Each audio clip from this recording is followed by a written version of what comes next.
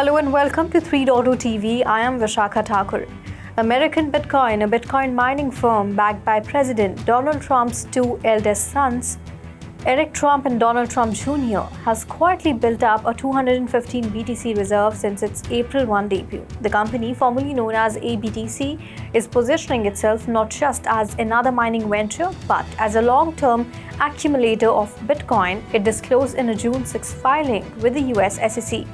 So the stash, currently worth over $23 million, was not previously disclosed. The US SEC has released a statement on the Polkadot and Hedera ETFs ahead of the second deadline for these funds.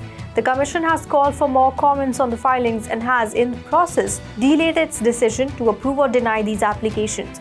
Now, our SEC release has shown that the Commission has delayed its decision on Canary Capital's Hedera ETF filing. This comes ahead of the second deadline, which is tomorrow. And instead of approving or denying this fund, the agency has called for additional comments related to the application. Similarly, the SEC has also delayed its decision on Grayscale's Polkadot ETF filing ahead of the second deadline tomorrow. The third deadline for these funds is September 9, while the fourth and final deadline is November 8. CoinShares has officially registered a Solana ETF in Delaware today. The move comes as US SEC asked issuers to file updated S1 filings, hinting at approval likely by the end of the year.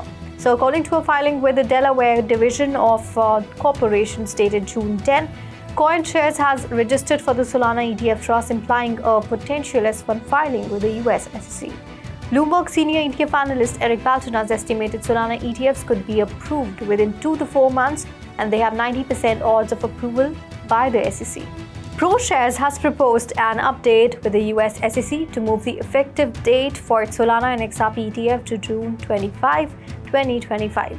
This suggests that spot Solana XRP ETFs could be approved as early as June 25. Moreover, Franklin Templeton's XRP ETF deadline is also set at June 17, sparking optimism around an approval this month. According to the document, this post-effective amendment designates a new effective date for a previously filed post-effective amendment. Ensure the change applies specifically to ProShares Solana XRP ETF filings that were originally submitted on Jan 17, 2025.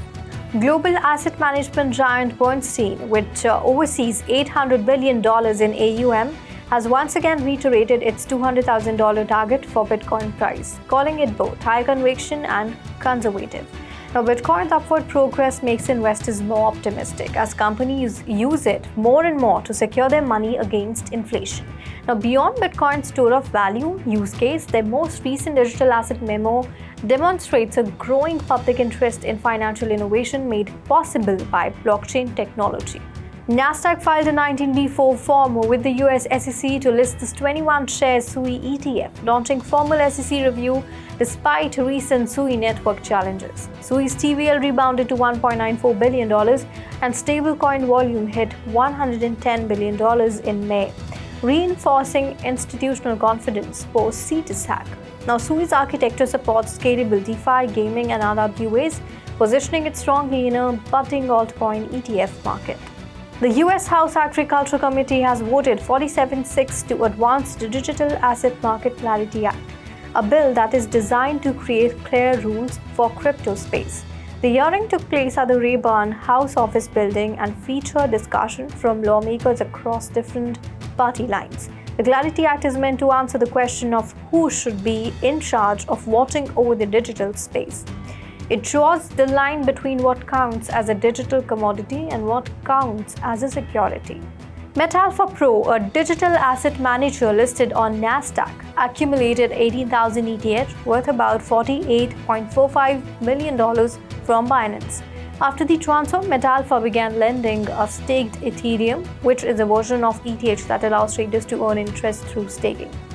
Now, MetAlpha Pro is currently leading over 48,000 staked Ether worth more than $133 million across multiple DeFi platforms, including Aave, Spark, and Treehouse Finance.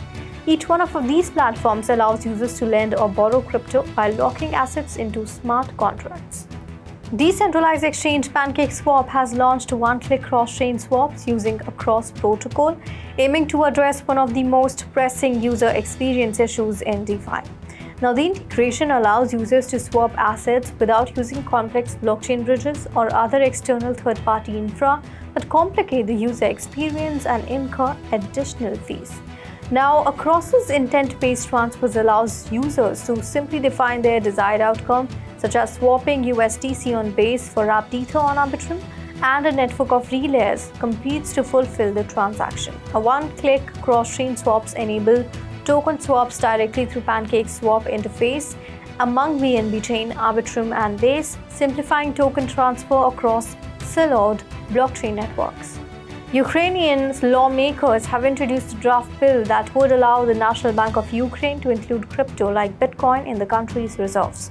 Submitted to Ukraine's parliament, the Verkhovna Rada on Tuesday, Bill number 13356 proposes amendments to the law on the National Bank of Ukraine regarding the inclusion of crypto assets alongside gold and foreign currencies.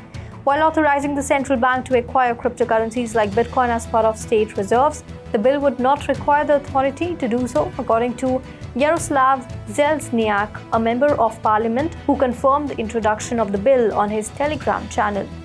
That's all in the bulletin today. Keep watching 3.0 TV for more such updates, and do log on to our website www.3versetv.io or scan the QR code.